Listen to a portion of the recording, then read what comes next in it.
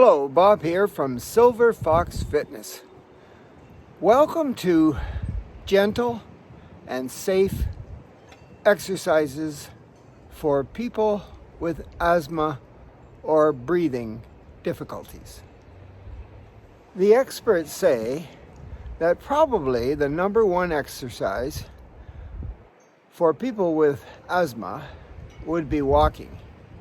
Whether you walk indoors on a cold, wintry day, or whether you walk outdoors on a spring, summer day when the air, whether it's pollen, pollution, or moisture or temperature, is right for your asthma condition. But walking would be number one. So today, I've decided I'm going for a walk. And even though it's February, and even though there is no snow where I live,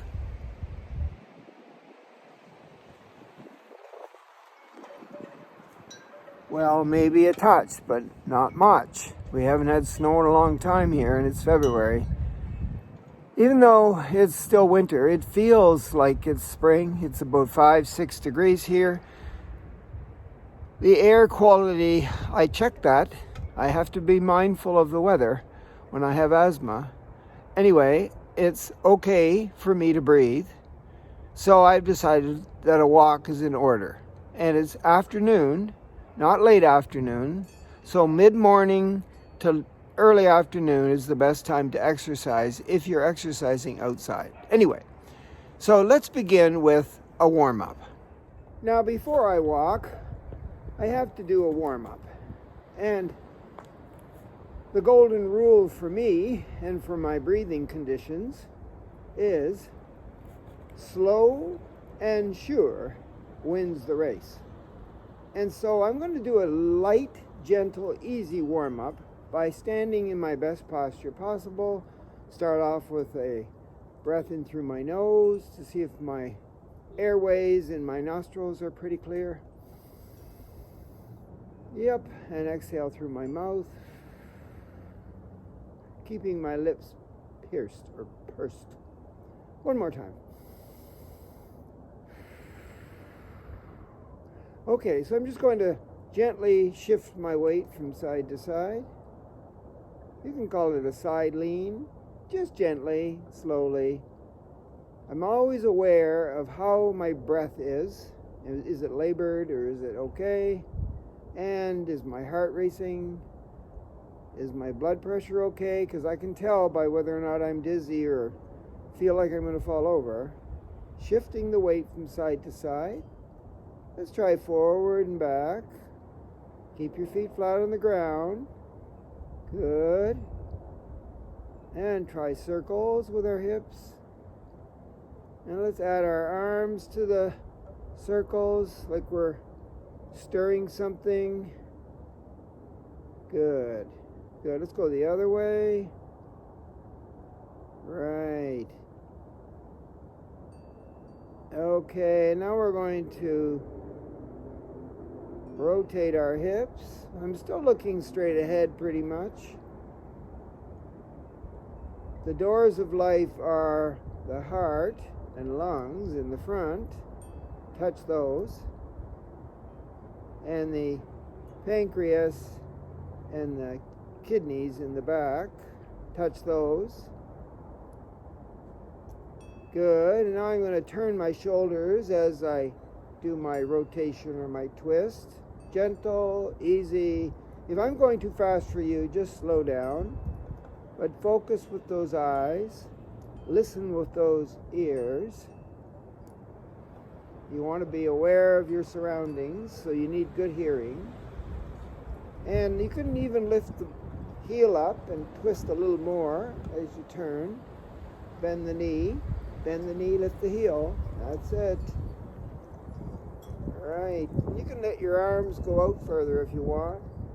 They'll help you with the rotation. You might even be able to look behind. So my heel's up, my leg is bent as I turn, and I'm looking behind maybe. All right, I'm going to slow down here. Just turn a little bit, put my heels down. Now look straight ahead. Back to the doors. Right. That's pretty good. Is that enough for a warm-up? No, I think I'll do one more. I'm just going to walk on the spot.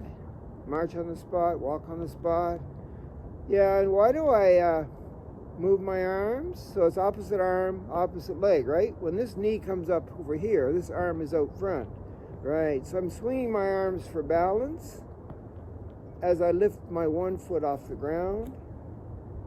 And if I really, really, really want to raise those legs up, get that heart pumping that blood and oxygen down into my lower body, I'm going to try to get my hands up as high as my shoulders at least.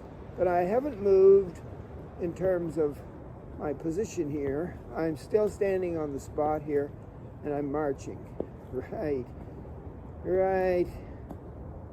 And I might do a little kick too. Kick, instead of lift the knee up, kick the foot out. Good work. So I twisted, rotated, used my arms, my shoulders, my hips. Now I'm using my lower legs. Good, I'll slow down a bit here. And bring the march to a halt. I think I'm ready. I feel warmer. Breathe in through my nose. Exhale through my mouth. One more time. Oxygen in. Carbon dioxide out. You heard that whistle? It's a train about 1 kilometer or 2 that way. And it's saying, you want to go for a walk? Well, now's the time. It's almost 3 o'clock. Well, if you're as old as me, you know what the triggers are to bring on an asthma attack. And if I thought that this temperature, 5-6 degrees centigrade, was too cold for me, or there was a pollution problem, pollen problem or something, I wouldn't be outside doing this walk. I'd be walking in the house. And I can show you that at some other time, but right now I think it's okay. But I'm going to be careful. I'm not going too fast. Will there be a little hill involved? Yes, because there's one on my street. I'm just going to go up my street and down my street. And I'm prepared. I got my hat on, keep my head warm. I've got my scarf on just in case I want to bring it up over my nose and my mouth. Keep the air that I'm breathing in warm. And I've got my winter outfit on here and my boots. Yep, I gotta have my feet safe. But you know, there's no snow per se. There's a little on the side of my garden, but not on the sidewalks or the road. Okay, and I got my gloves if I need them. I want to keep warm. So let's go up the street. So I'm not walking too fast, but there's a hill there, and it's going down and up. Which way will I go? I think I'll go up. Up makes my heart work faster and harder. I burn more calories. I use more muscles. Even if I'm walking slowly and gently. So I thought I'd do that at the beginning, and then I would cool down by coming back down toward my house. So let's go up again. So I'm on the sidewalk, paying attention to anything that might cause me to fall over or lose my balance. And I don't see anything. And I'm just walking at a gentle pace, minding my breathing, trying to breathe in through my nose and out through my mouth. And if I didn't talk so much, I'd be able to practice that. Let me try. Breathe in through the nose, out through the mouth. And when I exhale, I can make a noise because no one's around. No one's watching me. No one's judging me. But I'm not going too far from my house because, you know, if I get into difficulty, I might want to get back home where there's support. So I went up the hill. Wasn't much of a hill, but you know what? For me, that was enough today. Now it's level. How long should I walk for? Well, I want to walk every day. They say 20 minutes a day. But I'm just starting. So you know what? I think I'll just walk for 10 minutes. So about up to this hedge here maybe is enough. Right? Because, if I make this into a chore, something I really have to do, turn around, I won't do it. I'll procrastinate.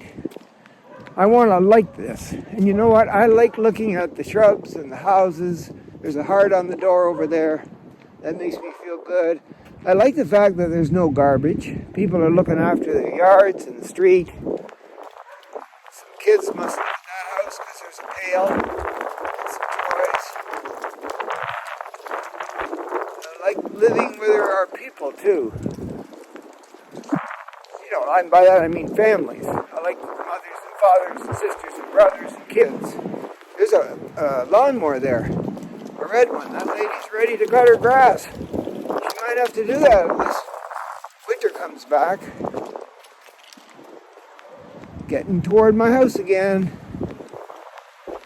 See, once I start doing this every day, I can increase my time out here to maybe 15 minutes and then 20 minutes, and that would be pretty good. 20 minutes a day, 7 days a week is 150 minutes a week.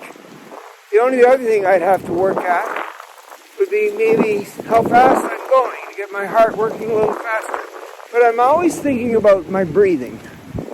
If I have any asthma attacks, yesterday or in recent days, I wouldn't even do this. I would make sure that all my triggers are settled down and there's no sign of my breathing problems, so then I'd go and do my walking. It would be nice if it was warmer. You see the dinosaur? Isn't that amazing what people put on their lawn? Holy cats. Whoever lives there must like dinosaurs. Oh, and a white pine tree with cones on it. White pine trees, if you stand near them for a few minutes every day, they give off some kind of a chemical that you breathe in that fights the cancer cells that we all have sleeping in our body. Some of us, they wake up, some of us, they don't. And causes problems. But this tree, I'm glad this person has a white pine tree and it's in my neighborhood and I can stand near it every time I go for a walk. That wasn't bad. 10 minutes. Hey, that's my white pine tree. This is my house. I'm done. And now I need to do some kind of a stretch. Cool down stretch. Cool down means slow down and move a little bit, but not much. Get your heart rate back to normal, resting, and then do some kind of a stretch.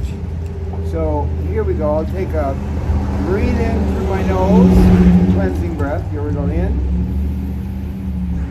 Exhale through my mouth slowly and push the carbon dioxide away.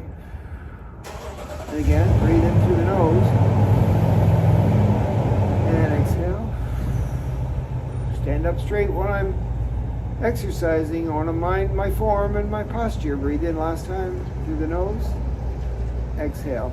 You know that when you do that deep breathing, your diaphragm underneath your rib cage is coming down and moving up and allowing your lungs to fill up with air and shrink and that kind of stuff. Oxygen in, carbon dioxide out. Oh, I better do it one more time.